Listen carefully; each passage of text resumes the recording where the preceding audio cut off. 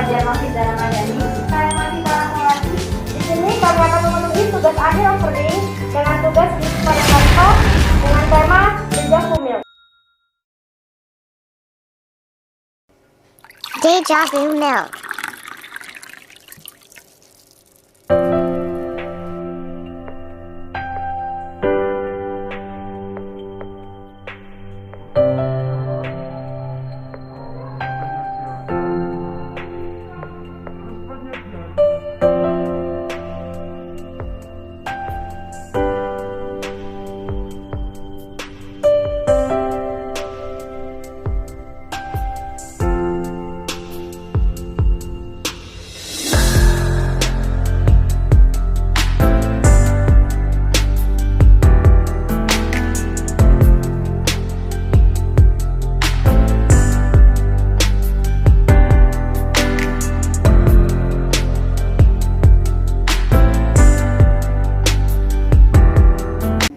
Saya akan mulai pada tahap pertama yaitu K-partner. Yang pertama yaitu ada peternakan sapi. Di sini kita langsung bekerja sama dengan peternakan sapi di Kelangdri dengan nama peternakan Kenongosari di Sidoarjo. Yang kedua ada perusahaan produksi kemasan.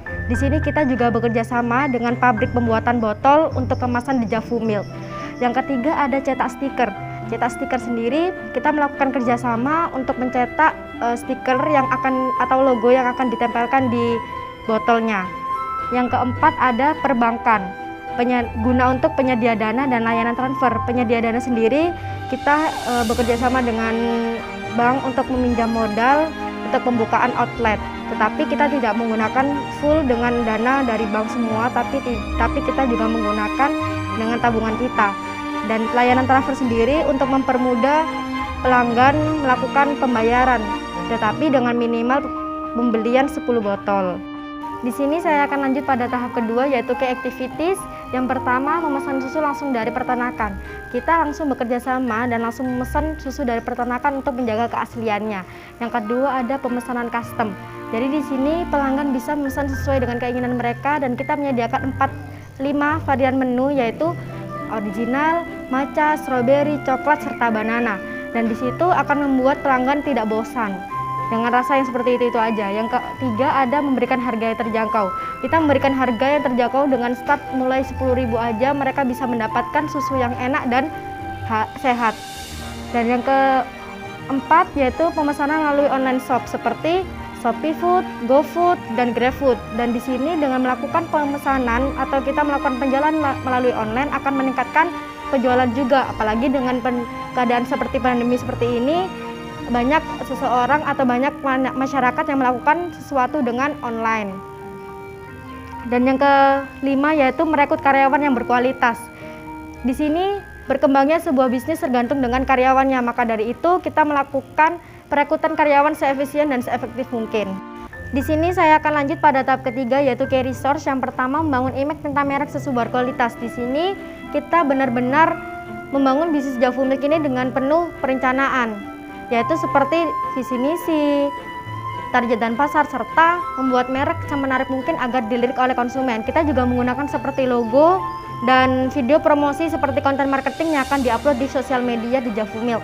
Yang kedua yaitu memiliki karyawan yang handal. Seperti kata saya sebelumnya, berjalannya sebuah bisnis tergantung dengan karyawan. Maka dari itu kita harus merekrut karyawan yang sangat berkualitas, seperti mereka paham dalam pembuatan susu yang benar, lalu mereka paham tentang promosi dan pasar. Dan yang ketiga yaitu memiliki operator web yang handal. Operator web sendiri berguna untuk mengelola akun sosial media Deja Vu Milk. Mereka juga melakukan seperti mengedit video promosi yang akan diupload di sosial media, lalu mengupload foto-foto yang semenarik mungkin agar membuat konsumen penasaran. Dimana pada tahap kedua, ini adalah keunggulan pada toko kita. Kita memiliki produk berkualitas dan terjangkau. Dalam produk yang dibuat, kita menggunakan bahan yang berkualitas seperti susu murni yang kita pesan langsung dari peternakan dan menjualkan dengan harga yang terjangkau. Untuk yang kedua, kita memudahkan konsumen membeli tanpa ribet, di mana di sini kami menyediakan pembelian secara online, yang nantinya konsumen bisa memesan tanpa harus datang langsung ke outlet kami. Untuk yang ketiga, susu dipesan sesuai keinginan dan kebutuhan para konsumen.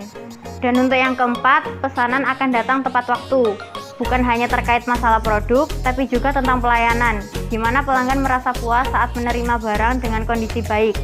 Selain itu, kita memastikan pesanan datang tepat waktu di tangan konsumen.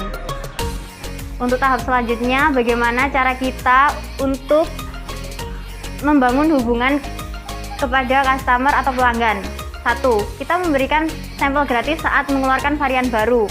Di sini kita akan memberikan sampel secara cuma-cuma untuk memberitahukan kepada konsumen bahwa outlet kita memiliki varian rasa baru. Untuk selanjutnya, memberikan update melalui saluran sosial media. Jadi, kita selalu memberikan update kepada konsumen melalui sosial media, seperti halnya jika ada promo dan penjualan, kami akan mengupdate-nya melalui sosial media tersebut, seperti WhatsApp. Untuk ranting konsumen melalui aplikasi online, di mana konsumen dapat memberikan penilaian secara online kepada toko kami melalui aplikasi tersebut. Misal, apakah konsumen puas dengan produk yang kita buat? Selanjutnya, sales untuk penjualan langsung, di mana yang dimaksudkan di sini kita bisa mempromosikan produk di luar outlet kami atau toko kami. Misalkan seperti saat kita berada di rumah, kita bisa mempromosikan atau mengenalkan produk yang kita jual kepada tetangga sekitar.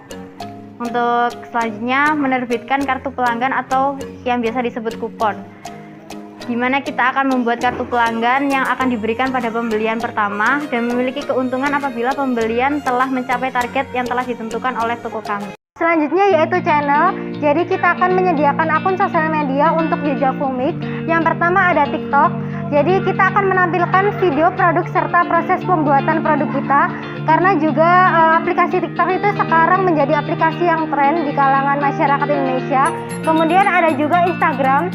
Jadi kita akan mengupload foto produk tentunya, juga informasi-informasi mengenai Jejak Fumik, mulai dari varian rasa, kemudian testimoni, dan juga akun sosial media lainnya. Juga informasi-informasi menarik seperti adanya diskon, kemudian buy one get one, dan juga promo lainnya.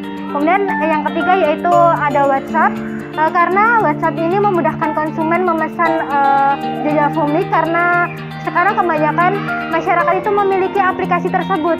Otomatis banyak juga yang memesan ataupun hanya sekedar bertanya-tanya melalui WhatsApp. Kemudian ada Shopee Food dan GrabFood, juga ada GoFood. Aplikasi ketiga ini tuh sama saja. Jadi saat ini aplikasi tersebut sedang booming, banyak kurir food di luar sana yang sedang berkeliaran karena masyarakat Indonesia itu lebih memilih cara yang simpel juga praktis, hanya dengan menunggu pesanan datang, tidak perlu keluar rumah apalagi sekarang kondisi pandemi.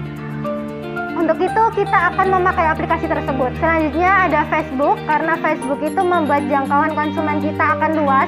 Sekarang pengguna Facebook itu sudah banyak, bahkan ada jutaan, sehingga lama-kelamaan banyak yang mengetahui dan membeli produk kita. Akhirnya kita bisa membuat cabang yang letaknya yang strategis.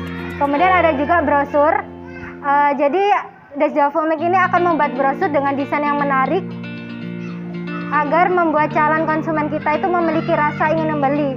Jadi kita akan membagikan brosur tersebut ke orang-orang yang melewati outlet kita. Itulah. Yang terakhir ada papan reklame.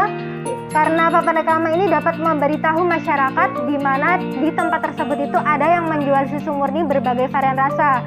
Kami akan menempatkan papan tersebut di depan outlet kami. Kemudian ada customer segment. Customer segment itu kita menjual produk susu ini tuh untuk siapa sih? Kemudian siapa customer yang paling penting untuk penjualan kita. Jadi kita akan menjual produk Jejak Fumik untuk semua kalangan dan juga memesan sesuai keinginan dengan harga terjangkau. Jadi kita menjual susu ini tuh untuk berbagai kalangan, mulai dari bayi, balita, anak-anak, remaja, dan dewasa.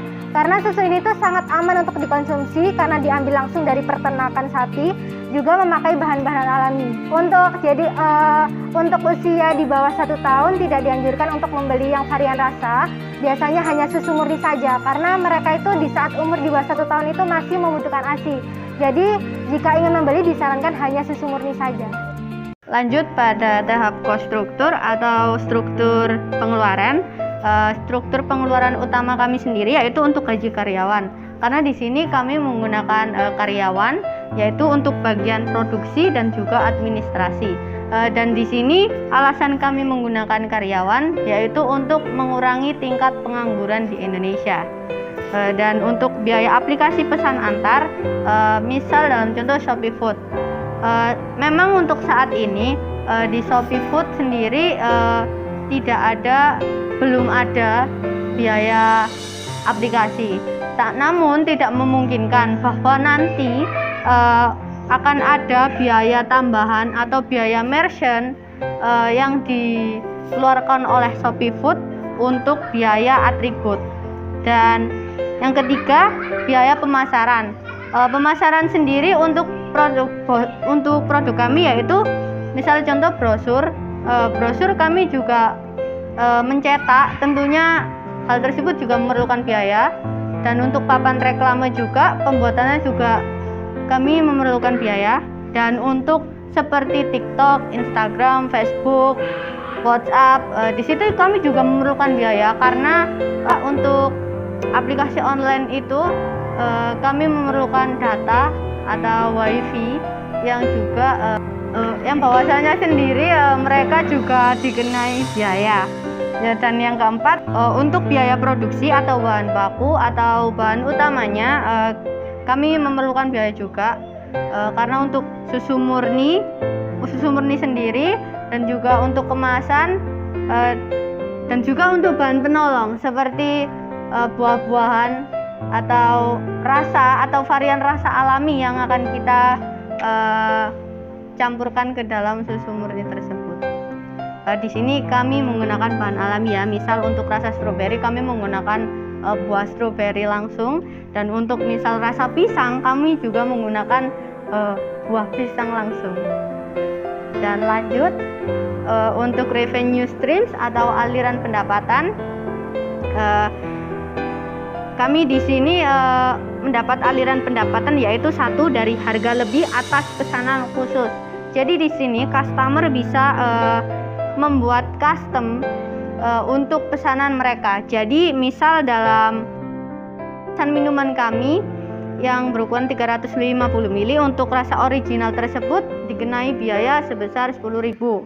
Namun hanya dengan menambah 2.000 saja mereka bisa merequest atau mengcustom sebuah rasa atau mengcustom varian ya, yang di situ sendiri harga 2.000 tersebut sudah masuk ke dalam aliran pendapatan kami. Dan untuk pengelolaan modal atau untuk kelangsungan outlet kami ke depannya. Yang kedua yaitu penjualan susu, yaitu ini adalah faktor utama dari aliran pendapatan kami. Karena di sini memang kami menjual susu ya tentunya, dan biaya tersebut juga berguna untuk aliran pendapatan kami atau berguna untuk modal kami untuk ke depannya.